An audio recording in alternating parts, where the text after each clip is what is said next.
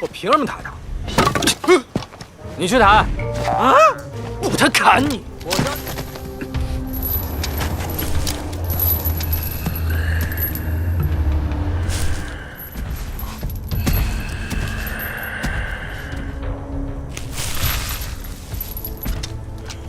所以动物们才会觉得这里是安全区。什么情况？难道他不敢走出树林？ Hello guys, balik lagi sama GoFrank. Gimana kabar kalian hari ini? Baik-baik aja ya kan? Oke lah, kita bahas dulu sedikit episode sebelumnya. Karena panik karena serangan kelompok serigala, kelompok tentara bayaran lantas memutuskan untuk memasuki ngarai lebih dalam, serta meneruskan perjalanan menuju Benteng 112. Keputusan Xianchu ini jelas membuat beberapa anggota merasa kesal. Pasalnya, selain ngarai alias Keien ini memiliki bahaya tersembunyi, stok makanan mereka juga tertinggal di mobil losbak, sehingga menimbulkan keributan di antara mereka. Namun, hal mengejutkan terjadi, di mana ketika Xianchu dikeroyok oleh dua anggotanya, dia ternyata memiliki kekuatan super Kage Bunshin. Bukan hanya sebuah klon biasa, tetapi juga memiliki kekuatan dan pertahanan luar biasa hebat.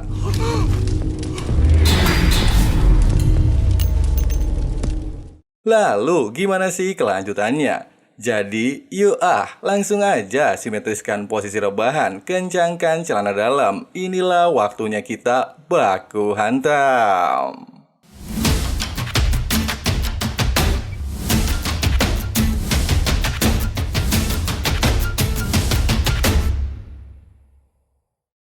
Melihat Xianchu memiliki kekuatan super overpower, jelas membuat seluruh orang terkejut, bingung, dan panik. Tapi untungnya sebagai seorang komandan, Xianchu tidaklah berniat untuk menyakiti anggotanya. Tujuannya hanya ingin membawa mereka keluar dari tempat ini. Bahkan dia meminta Ren Xiaosu untuk mengobati salah satu anggota yang terluka. Pasalnya menurut informasi dari Wang Fugui, Ren adalah seorang dokter di pemukiman. Namun seperti biasa dengan sikap konyol, Ren justru beralasan tidaklah ada obat di hutan ini, serta luka yang dialami si bapak sangatlah parah. Mungkin tidaklah bisa bertahan lebih lama lagi.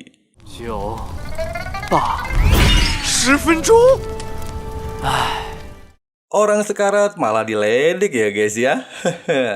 Xianchu mengatakan menurut informasi dari Fugui, Ren memiliki obat mujarab yang bisa menyembuhkan luka dengan sangat cepat, sehingga tidaklah mungkin Ren tidak membawanya. Meski ucapan Xianchu memanglah benar, tapi Ren mengatakan kalau obatnya sangatlah mahal.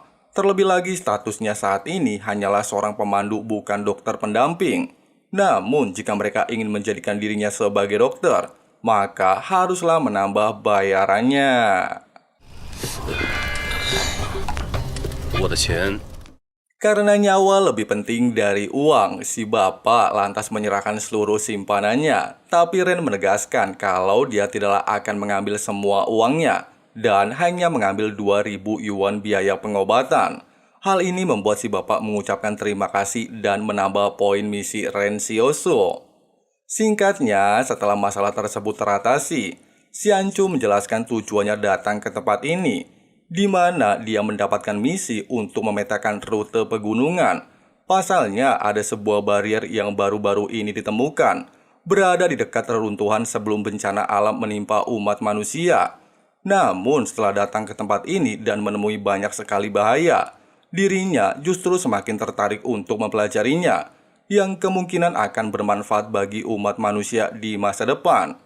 Oleh sebab itu, dikarenakan tujuan awal rombongan ingin pergi ke Benteng 112, sedangkan Xianchu ingin pergi ke Jingsan alias pegunungan, dia menyarankan untuk berpisah di tempat ini. Secara mengejutkan, Xiaojin justru berniat untuk ikut bersama Xianchu dengan alasan bahwa tempat ini sangatlah berbahaya, hanya di sampingnya yang memiliki kekuatan super. Maka dia barulah bisa keluar hidup-hidup. Ucapan Xiaojin ini lantas menarik perhatian seluruh anggota, sehingga mereka memutuskan untuk pergi bersama Xianchu ke Jingsan daripada ke Benteng 112. 我也跟你去。Karena semua orang telah memutuskan untuk ikut bersamanya, Xianchu meminta mereka untuk menuruti semua perintahnya. Jika kejadian seperti sebelumnya terulang, maka dia tidak akan segan untuk menghabisi mereka. Pagi harinya, dikarenakan tidak ada rute kendaraan, mereka haruslah berjalan untuk melanjutkan perjalanan, serta menggotong anggota yang terluka. Di sini Ren sempat menawarkan diri untuk membantu Xianchu mengangkatnya, tapi dia beralasan bahwa Ren adalah orang paling mengerti kondisi alam liar, sehingga dia haruslah menjadi pemimpin. Terlebih lagi usianya masih sangat muda, dan ditakutkan tidaklah akan sanggup untuk menggotongnya. Hal ini jelas membuat Ren Xiusu merasa kesal. 我今天必须抬回来！不行！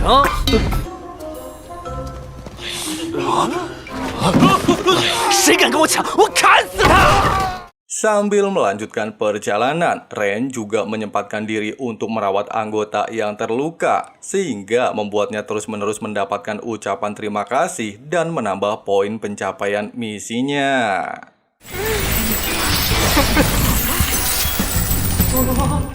谢谢你，谢谢你。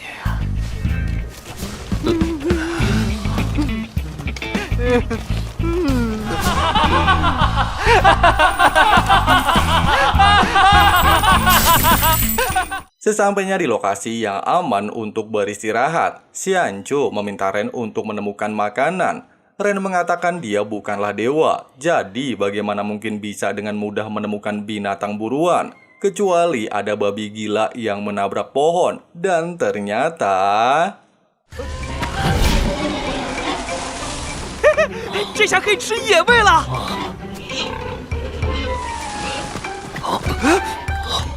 Kejadian ini jelas membuat Ren bingung kok tiba-tiba ucapannya jadi kenyataan. Yang ternyata Yuan alias adiknya selalu menggunakan kekuatan harapan untuk melindungi Ren Xiusu. Sambil memanggang Icha, Ren meminta mereka untuk tidak membawanya dalam perjalanan dan menghabiskannya saat ini juga. Pasalnya bau darah bisa memancing binatang buas mendekat. 明白了，谢谢你。 Menyadari kalau Ren memiliki kemampuan bertahan hidup di alam liar, Luo Xinyu mencoba untuk mendekati dan menggodanya, serta berharap Ren bisa membawanya keluar dari tempat ini hidup-hidup. 你知道吗？你很有魅力，我喜欢你。 Sayangnya rayuan Mbak Xinyu nggak mempan. Ren juga beranggapan kejadian ini salahnya sendiri yang masih nekat pergi ke benteng 112. Sementara anggota lainnya sedang memikirkan cara untuk menemukan persediaan air. Salah satu anggota justru memiliki pikiran cabul, serta berniat untuk memperkaos Luo Xinyu. Tapi untungnya belum sempat nafsu birahinya terlampiaskan, Xiao Jin tiba tepat waktu dan disusul oleh anggota lainnya. Xiao Jin juga meminta Ren untuk merampas semua senjata milik anggota tersebut.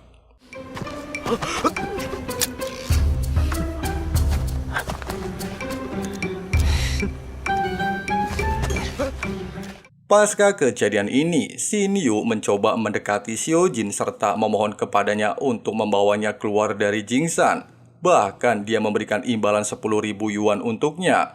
Tapi sayang, Xiao Jin juga menolaknya. Misinya hanya membawanya ke benteng 112, bukan untuk menyelamatkannya dari Jingsan. Sebelum melanjutkan perjalanan, Ren mencoba untuk mendekati si bapak yang terluka dengan harapan mendapatkan ucapan terima kasih. Tapi sayang, ucapan terima kasih si bapak tidaklah tulus, sehingga tidak menambah poin pencapaiannya. Menyadari hal itu, Ren memutuskan untuk tidak lagi menggotongnya dan meminta Liu Min yang menggantikan posisinya. 我凭什么打他？你去打！啊！不，他砍你！ Saat perjalanan kembali dimulai, Ren menemukan buah untuk bisa dijadikan sebagai pengganti air minum, sehingga membuat para anggota satu persatu mengikuti Ren untuk mengambilnya. Di momen ini, Ren Xiusu kembali menggunakan kemampuan menyalinnya untuk mempelajari kemampuan Xiao Jin. Bahkan kali ini dia mendapatkan kemampuan merakit bom dari Xiao Jin, serta kemampuan membunuh tingkat tinggi. 目标身上有没有暗杀技能？ 已学会终极技能是否学习？学。我教你们怎么在荒野上求生。哎，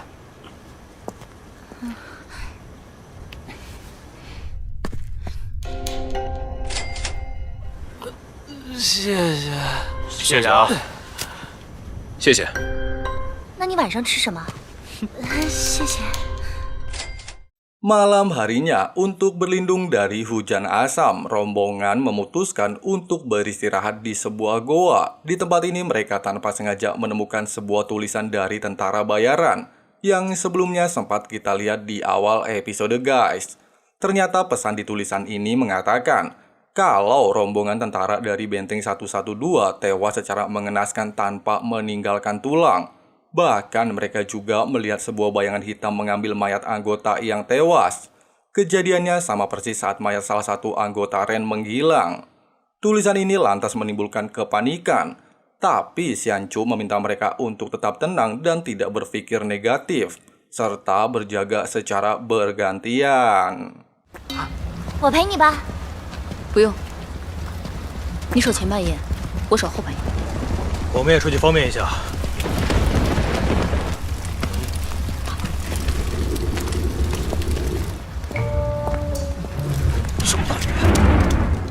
Untuk mengisi kegabutan, Ren menceritakan kehidupan menyedihkannya saat berada di pemukiman Benteng 113 karena sangat miskin. Untuk membeli roti jagung aja kesusahan. Sangat berbeda dengan orang-orang di dalam benteng. Menurut Shinyu, tidak semua orang di benteng seperti yang dibayangkan Ren. Contohnya para tentara bayaran ini. Mereka hanyalah sebuah alat yang dikendalikan oleh para penguasa, bukan merupakan pasukan utama Benteng 113. Oleh sebab itu, Shinyu kembali memohon kepada Ren untuk membawanya keluar dari tempat ini dengan alasan bahwa dia tidaklah memiliki siapa-siapa lagi di dalam benteng. Tapi sayang, lagi-lagi rayuan Mbak Shinyu nggak mempan sama hati baja Bang Ren Sioso. Melihat kedua penjaga belum kembali, jelas membuat Xianchu khawatir dan... Di tengah-tengah hujan lebat mengetahui dua anggota belum juga kembali, membuat Xianchu sempat khawatir serta mengajak salah satu anggota untuk ikut bersamanya mencari mereka. Tapi sayang, tidak ada satupun yang bersedia melakukannya, serta beranggapan mungkin kedua orang itu akan segera kembali. Buat apa capek-capek nyari? Ucapan itu lantas memancing kemarahan Xianchu. Dia mengatakan, jika mereka tidak ingin membantu orang lain, maka jangan pernah mengharapkan bantuan ketika mereka dalam kondisi terdesak. Tuh, denger guys. Jadi apa yang kalian tanam, itulah yang akan kalian petik. Cemiwil. Secara bersamaan dengan hal ini, salah satu anggota dikejutkan dengan sebuah suara yang ternyata berasal dari rembesan air hujan. Ren menjelaskan kalau air tersebut bisa mereka minum. Pasalnya lapisan bebatuan di tempat ini berperan sebagai filter alami, bahkan akan lebih steril daripada air murni. 你不喝吗？我喝平章水。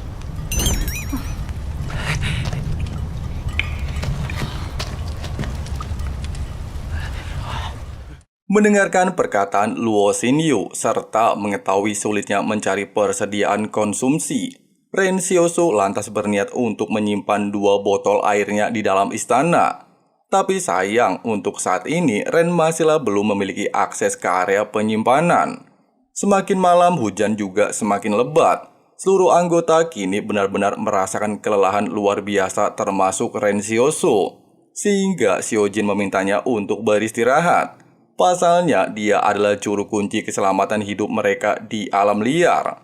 Sementara itu, 2 orang anggota lantas berinisiatif untuk mengambil alih tugas berjaga, serta meminta Xianchu untuk beristirahat. 不要放松警惕。注意观察。我们2个轮替你，你休息吧。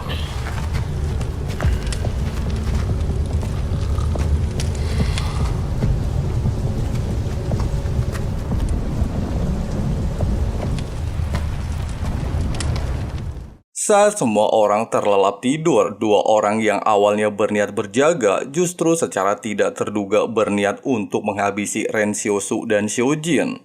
Tapi naas kedua orang yang mereka targetkan bukanlah orang sembarangan, sehingga membuat mereka yang saat ini berada di ambang kematian.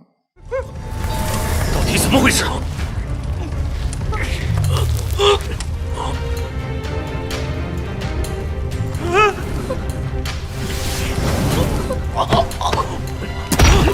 Kejadian ini lantas menimbulkan kepanikan serta rasa saling tidak mempercayai satu sama lain. Tepat ketika salah satu orang meminta Su Junfeng untuk bertindak. Di momen inilah Ren Xiaosu mendapatkan misi untuk memberikan kematian menyakitkan kepada musuh.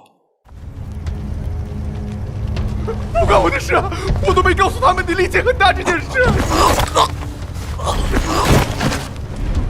隐匿凶手等于同罪。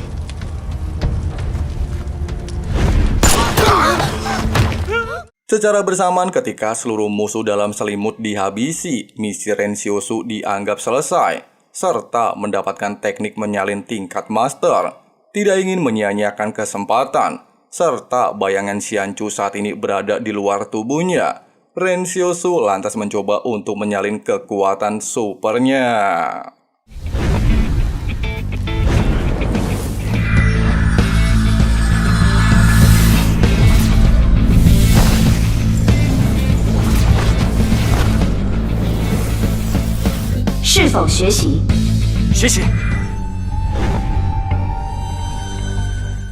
Meski Xianchu tidaklah mempermasalahkan kematian anggota lainnya, tapi dia masihlah sedikit sedih atas kematian Junzeng.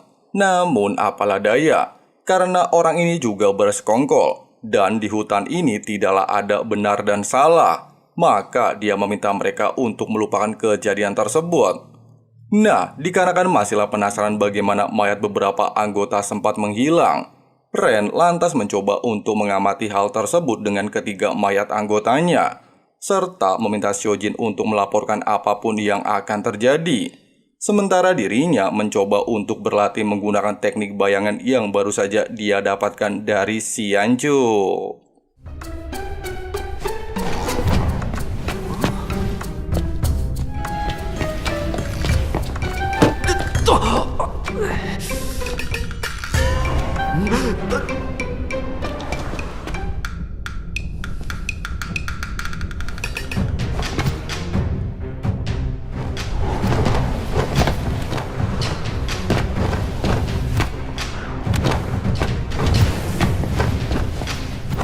Menurut istana, untuk menggunakan bayangan, Ren Xiaosu membutuhkan kekuatan mental yang sempurna. Namun untuk saat ini kekuatan mentalnya masih belum diketahui berada di tingkat apa. Pagi harinya, ketiga mayat yang dijadikan umpan ternyata tidaklah menghilang. Bisa dianggap rencana Ren gagal total. Secara bersamaan Ren mengatakan kalau luka di tubuh salah satu anggota sudah pulih. Xianchu lantas menghampirinya dan berniat untuk membeli obat mujarab miliknya. Hal ini jelas membuat Ren terkejut. Bukankah Xianchu tidaklah memiliki uang? Xianchu mengatakan kalau dia mendapatkannya dari mayat ketiga anggota. Bahkan dia berniat untuk membeli satu botol obat dengan harga 8.000 yuan. Hal ini jelas langsung disetujui oleh Ren Xiaosu. Baru saja menerima uang, istana mengatakan kalau Ren bisa membeli ruang penyimpanan dengan harga 20.000 yuan. Hal ini kembali membuat Ren terkejut. Kok bisa-bisanya istana spiritual tertarik dengan uang dari dunia nyata? Namun apapun alasannya, karena dia saat ini membutuhkan tempat penyimpanan, Ren lantas menyetujuinya.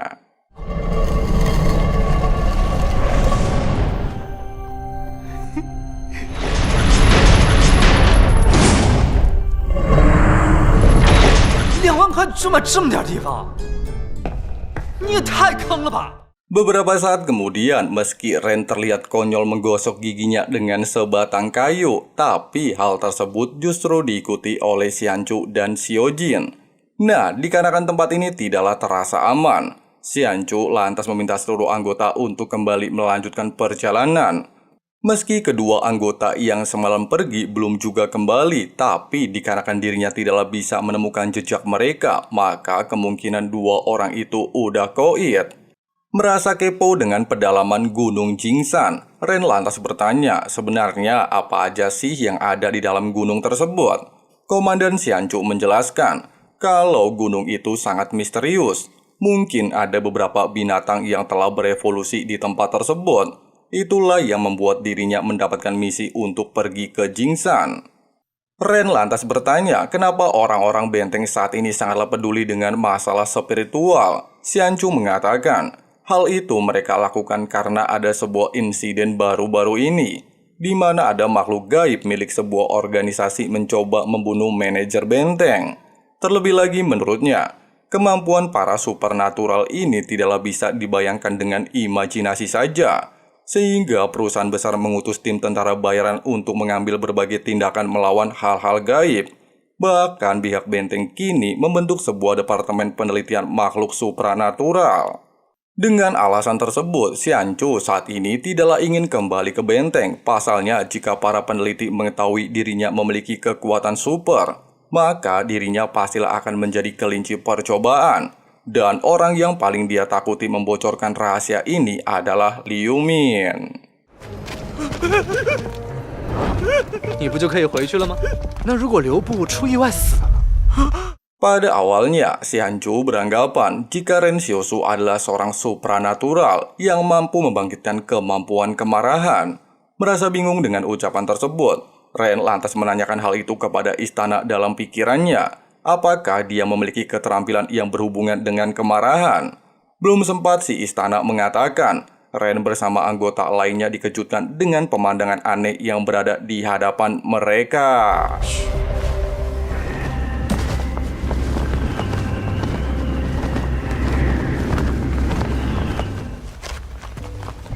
绕路吧，也许他不会跟着我们呢。 Merasa geram karena perjalanan diganggu, Xianchu sebagai komandan berinisiatif untuk mengeceknya secara langsung. Pada awalnya Liu Min tidak ingin mengikuti Xianchu, tapi Luo Xinyu meminta Liu Min untuk tetap berada di belakangnya. Secara bersama dengan hal ini, Ren Xiusu mengatakan kepada Xianchu, jika mereka tidak bisa mengalahkannya, dia akan selalu siap kapan saja. Tapi ternyata... 这是个啥？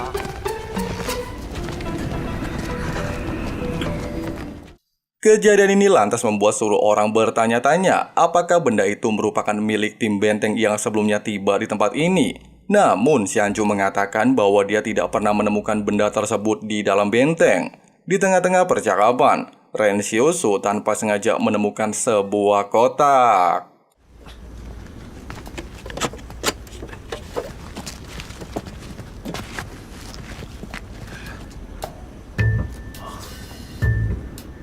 Melihat dari bentuknya, Xianchu beranggapan kalau benda itu adalah peninggalan peradaban kuno. Tapi Xiaojin masihlah terlihat bingung apakah benda ini merupakan petunjuk menuju Gunung Jingsan.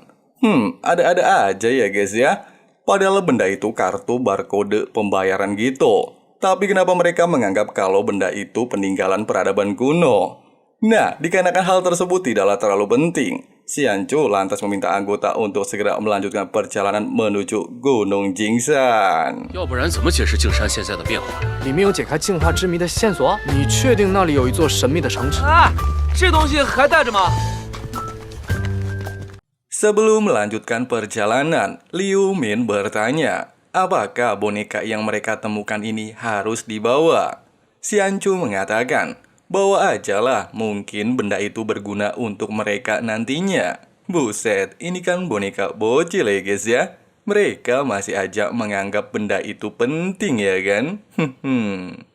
Tidak berselang lama ketika hari mulai gelap, mereka menemukan sebuah goa untuk dijadikan tempat bermalam dan berlindung dari misteri perbatasan Jingsan. Pasalnya semakin dekat dengan perbatasan, maka akan semakin banyak bahaya yang bisa mengintai mereka kapan saja.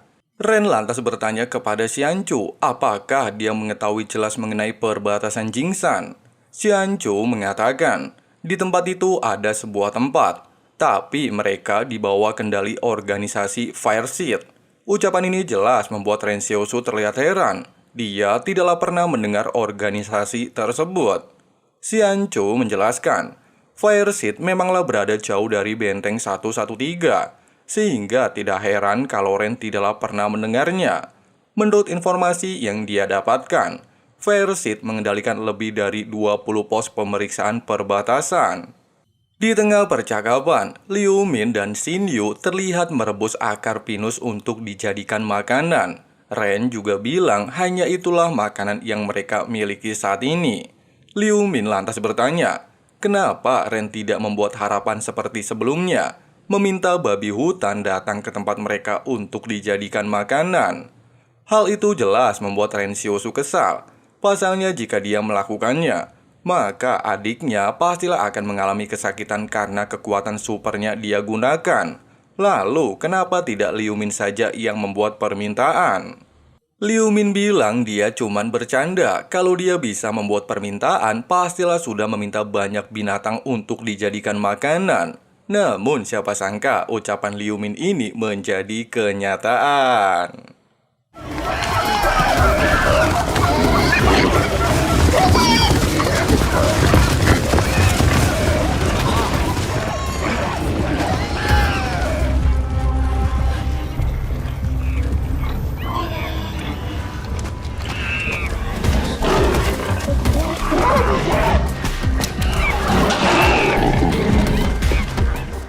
Hal ini jelas menimbulkan kepanikan, pasalnya ratusan binatang dengan segala jenis tiba-tiba mendatangi dan mengepung mereka.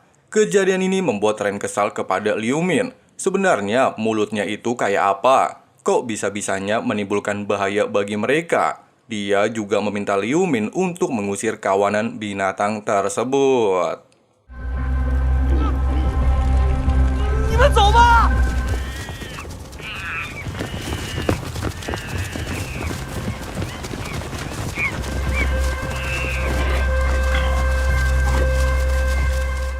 Lagi-lagi permintaan Liu Min menjadi kenyataan. Kelompok binatang benar-benar pergi dari tempat ini. Pada awalnya mereka merasa aneh sebenarnya apa yang telah terjadi. Namun Ren langsung mendapatkan jawabannya.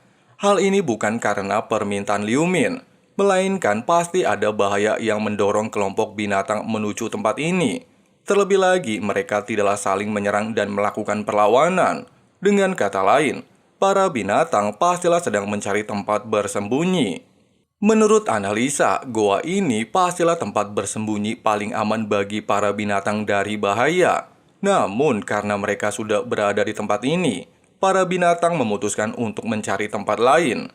Jika para binatang melakukan perlawanan, kemungkinan bahaya yang mengejar mereka akan menyusul. Itulah alasan mereka pergi mencari tempat aman yang lainnya daripada membuang-buang waktu di tempat ini. Mendengarkan analisa Ren dan Xianchu, Liu Min lantas mengusulkan untuk pindah saja dari tempat ini untuk sementara waktu. Ren mengatakan, jika para binatang menuju tempat ini untuk bersembunyi, maka tempat ini pastilah cukup aman. 这林子有些古怪， 他们会是在躲什么呢？ Ren mengatakan, saat mereka baru pertama kali memasuki perbatasan, mereka menemukan banyak sekali mayat berserakan. Tapi setelah memasukinya lebih dalam, mereka bahkan tidaklah menemukan satupun mayat binatang. Hal tersebut sangatlah aneh. Terlebih lagi setiap makhluk hidup pastilah mengalami penuaan dan kematian. Tapi apa nyatanya? Tidak ada satupun tulang binatang yang tewas di tempat ini. Luo Xinyu beranggapan, apakah hutan ini bermutasi dan menelan makhluk hidup? Meski dugaan Luo Xinyu masuk akal, tapi mereka masihlah belum bisa memastikannya. Namun, dikarenakan mereka saat ini memiliki tempat berlindung, mereka bisa mempersiapkan diri dari segala ancaman, serta mencari tempat bersembunyi yang jauh dari tanaman. 树木相对稀少的地方，咱们以后尽量顺着山脊山坳。来天也要小心。 Tidak lama mereka kembali dikejutkan dengan sebuah suara menuju lokasi goa, di mana terlihat muncul sosok misterius menyerupai manusia, tapi memiliki badan seperti binatang buas. Xianchu lantas meminta mereka untuk bersiap menembak secara bersamaan. Kemudian dia akan melepaskan bayangan super untuk menyergapnya dan mengantisipasi setiap bahaya yang mendekati goa. Tapi siapa sangka, belum sempat terjadi insiden, sosok misterius ini tiba-tiba menjauh dari lokasi tersebut. 一旦他现身，立刻开枪。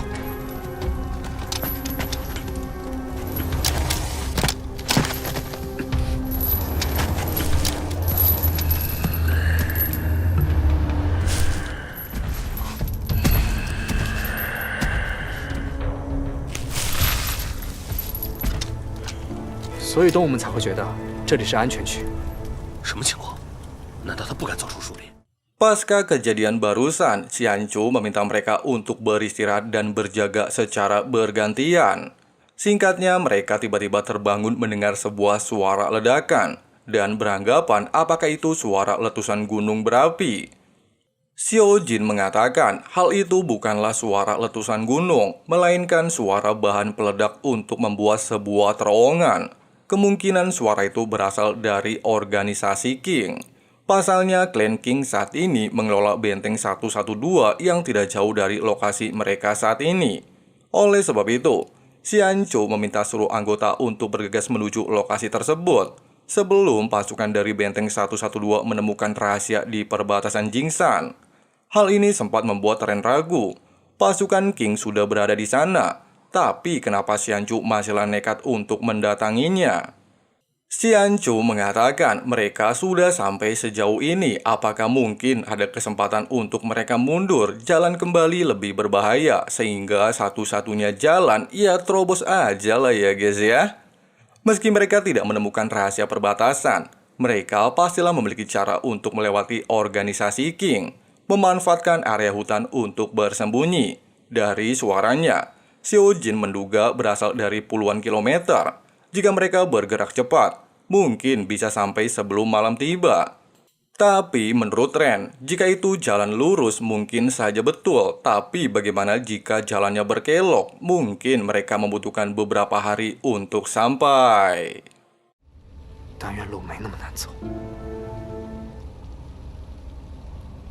我会自己找地方，等到天亮，也不要冒险连夜赶路。如果今晚不能抵达的话，我也同意。我同意。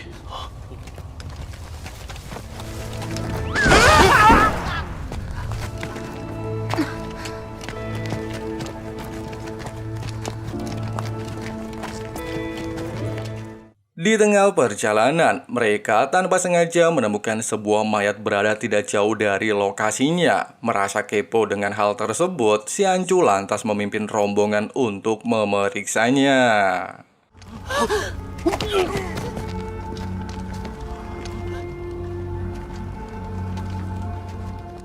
Pada awalnya, Ren beranggapan apakah orang ini merupakan anggota dari klan King. Xianchu mengatakan, menurutnya mayat ini belum lama koit. Terlebih lagi melihat dari seragam yang dia gunakan, orang ini bukan anggota klan King, melainkan tentara bayaran seperti dirinya. Pasalnya, klan King memiliki seragam khusus bagi anggotanya. Nah, dikarenakan identitas mayat ini belum diketahui jelas, Xianchu mencoba untuk mengambil kalung orang ini. Dan betapa terkejutnya mereka bahwa mayat itu bernama Susia alias rekan mereka. Masih ingat nggak guys? Mayat yang sebelumnya hilang saat mereka baru saja memasuki perbatasan Jingsan. Meski Ren sempat ragu kalau itu adalah Susia, namun Xianchu menjelaskan jika nama di kalung tersebut tidaklah mungkin salah.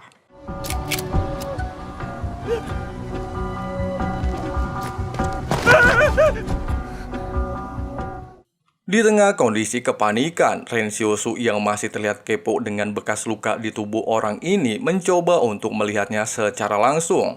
Ternyata selain di tubuh Susia terdapat luka yang sangat aneh, organ dalamnya juga telah menghilang.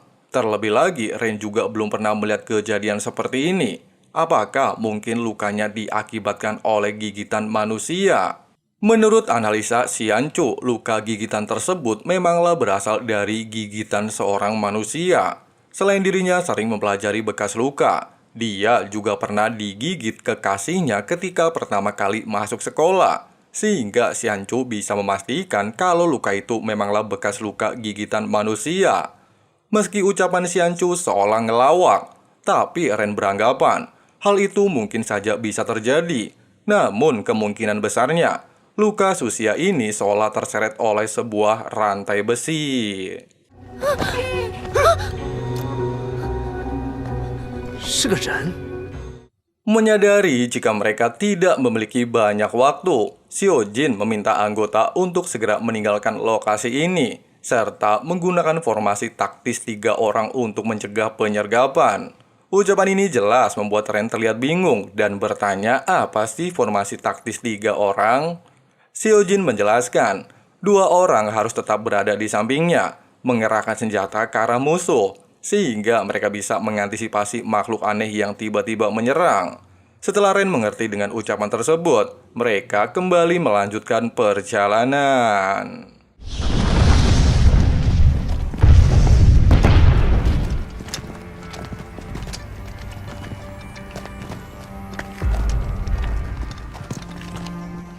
Menurut Xianchu, ketika anggota sedang menjalankan misi di sebuah hutan, pastilah ada sebuah tim pengintai yang menyiapkan strategi penyergapan di setiap sudut. Namun, karena di timnya saat ini tidak ada tim pengintai, dia lantas meminta rombongan untuk tetap selalu waspada. Secara bersamaan dengan hal ini, mereka tiba-tiba dikejutkan dengan kemunculan sesosok binatang liar, yang ternyata binatang tersebut adalah seekor kucing. Merasa hal ini bukan penyergapan dan hanya kucing liar yang ketakutan, mereka pun bergegas melanjutkan perjalanan.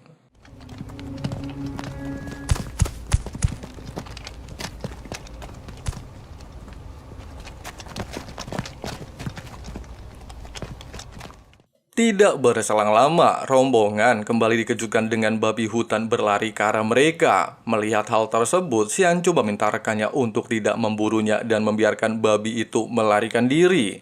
Namun, Liu Ming terlihat sedih.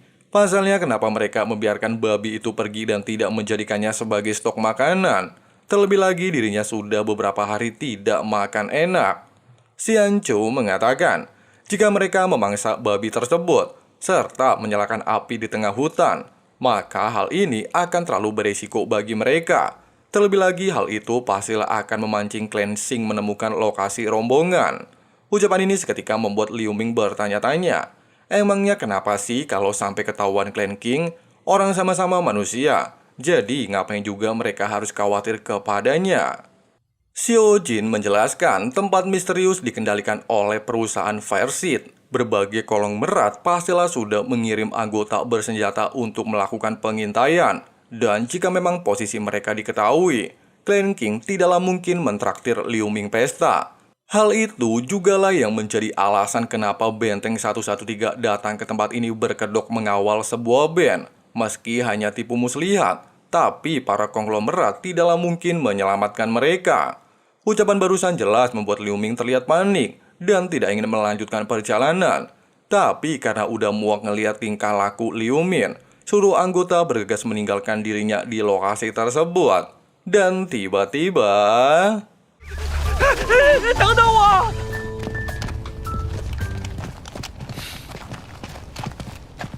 Nah guys, begitulah alur cerita The First Order episode 11-nya. Banyak banget momen-momen misterius dan kocak sekali ya guys ya. Coba gimana pendapat kalian? Tulis di kolom komentar ya. Buat kalian yang masih penasaran sama alur cerita kelanjutannya, langsung aja di subscribe dan nyalain tombol loncengnya, supaya kalian gak ketinggalan updatean video-video lainnya. Oke lah, makasih banyak yang udah nonton sampai habis. Di sini Frank pamit, sampai jumpa lagi di channel Cowok Santuy, and bye. Hey man, can I get a favor? Yeah, sure, I know.